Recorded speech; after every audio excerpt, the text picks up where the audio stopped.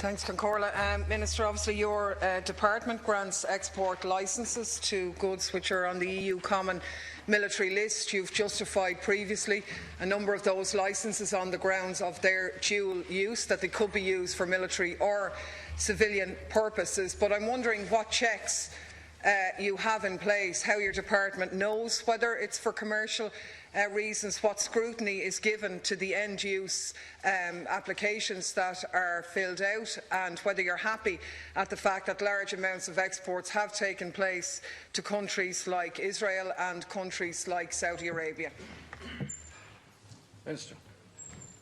As the Deputy knows, my department issued 680 individual dual-use licences during 2014. Dual-use items are controlled pursuant to Council Regulation EC number 428/2009, setting up a community regime for the control of exports, transfer, brokering and transit of dual-use items. Of these 680 licences, 660 were issued for commercial purposes, 20 were issued in respect of exports to entities involved in manufacture, repair or sale of military equipment. Of these 20 licences, 8 licences were issued in respect of entities involved in the manufacture of military equipment. 2 of these licences were issued in respect of components that could potentially be incorporated into military equipment. The other 6 licences were issued for the export of IT equipment. So the 8 licences were issued to mixed end users. Mixed end users are involved in the manufacture of both civilian and military products. Of these 8 licences, 2 were issued in respect of components that could potentially be incorporated into military equipment. The other 6 licences were issued for the export of IT equipment. 2 of these licences were issued in respect of trade associations for entities involved in the manufacture of military equipment. Both of these licences were issued for the export of IT equipment.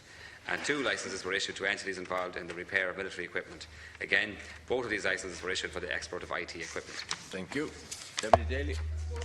Minister, what you haven't addressed is how does your department know that the products will be put to a commercial rather than military use? There's no such questions on the forms that you apply. In actual fact, the form says fill it out in layman's terms to a maximum of 250 characters.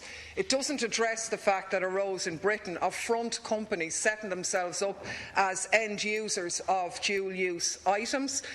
What checking is done by the department in evaluating the applications? I mean, let's face it, we don't have top-notch really intelligence, and we know from Britain, for example, of exports to companies in Syria where clear front companies put themselves down even though on the application it seemed worthy. And I suppose particularly what I'd really like to know is that, when exporting to certain countries from Ireland, an end-use certificate is required for dual-use items, which is much more strict. Syria is on the list for this. Saudi Arabia isn't, and neither is Israel. How could you possibly explain the different levels of criteria there? In other words, there's no problem whatsoever in exporting to Israel or Saudi Arabia.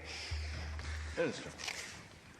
Okay, to give a bit of background, the key consideration in dealing with all export licences applications is to establish whether there are concerns with either the end user or the proposed end use.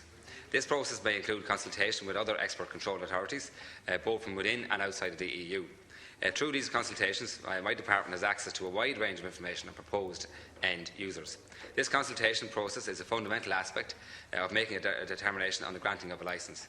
My department consults with the Department of Foreign Affairs and Trade on all military licence applications and on all sensitive dual-use export licence applications.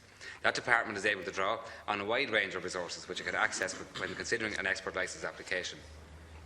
When assessing export licence applications, my department's main focus is ensuring, as far as possible, that the item to be exported will be used by the stated end user for the stated end use and will not be used for any illicit purposes. The dual-use regulation, Regulation EC 428, as I mentioned earlier on, sets out how the considerations that must be taken into account when deciding whether or not to grant a dual-use export licence. The regulation provides that we take into account considerations such as any sanctions in force, any foreign policy or security concerns, any concerns about the proposed end use or a risk of diversion. Relevant extract from the regulation provided is below as well. If you want to reply, I can send it on to you as well at the time.